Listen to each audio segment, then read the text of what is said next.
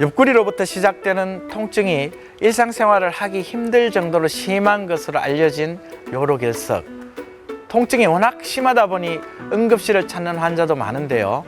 하지만 결석에 의한 통증은 간헐적으로 나타나는 특징이 있어서 자칫 치료 시기를 놓치기 쉽습니다. 이렇게 치료 시기를 놓치면 2차 질환으로 이어질 수 있기 때문에 초기 진단이 매우 중요한 질환입니다.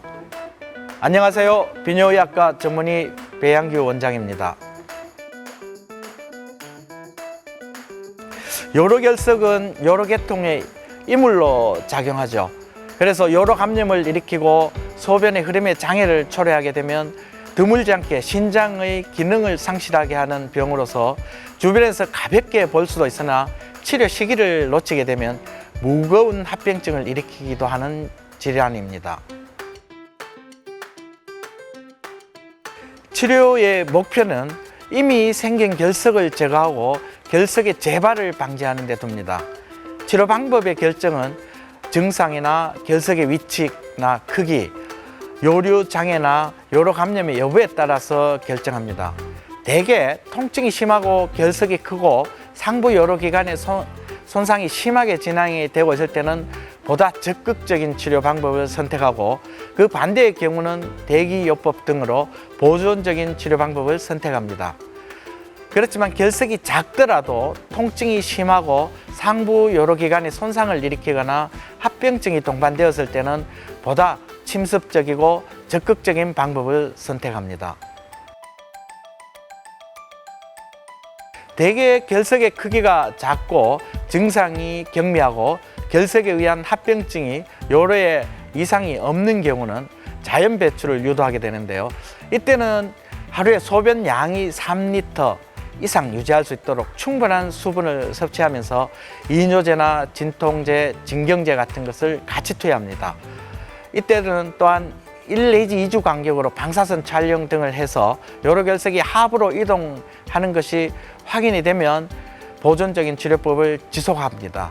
그렇지만 자연 배출 시기는 예상하기가 어렵고 통증이 언제든지 재발할 수 있기 때문에 통증이 없다고 반드시 결석이 제거되었다고 볼 수는 없기 때문에 전문의의 세심한 주의와 관찰이 필요한 상황입니다. 그 외에 인위적으로 제거하는 방법으로서는 체외 충격파 세석술이나 요관경화 배석술, 경피적 신세석술, 복강경 수술, 개복수술 등이 있는데요. 우리나라 건강보험공단 통계에 의하면요, 약 한 80% 이상의 결석 치료는 체외 충격파 세석술을 이용하고 있습니다. 그렇지만 최근에는 연성 요관경의 사용이 늘어나고 있는 추세입니다. 우리 몸 밖에서 높은 에너지의 충격파를 발생시켜서 이를 우리 몸 안에 있는 요로 결석에 초점을 맞춘 뒤에 집중적으로 쏘아서 지름 2mm 이하로 잘게 부순 뒤에 소변하고 같이 자연 배출을 유도하는 방법입니다.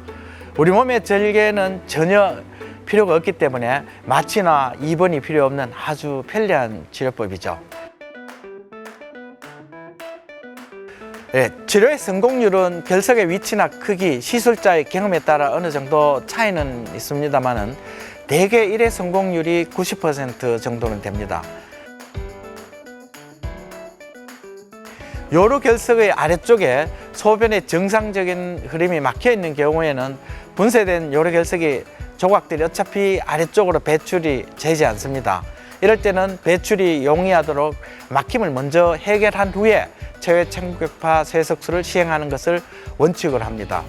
그 이외에 근기증으로는요, 약물 치료로도 교정되지 않는 출혈성 병이 있거나 심장 박동 조율기를 장치한 사람, 아니면 8세 이하 소아, 아니면 임산부에게는 금기사항으로 규정하고 있습니다. 그렇지만은 점차 금기의 대상이 축소되고 있는 실정입니다. 비침습적인 방법으로서 결석을 녹이는 용해요법이 있는데요. 용해제는 요로 결석의 성분에 따라서 달라집니다. 여산석이나 시스틴 결석에는 알칼리 약품이 효과적이고요. 복합 성분으로 구성된 스트로바이트 스톤 같은 경우는 산성액이 효과적으로 되어 있습니다.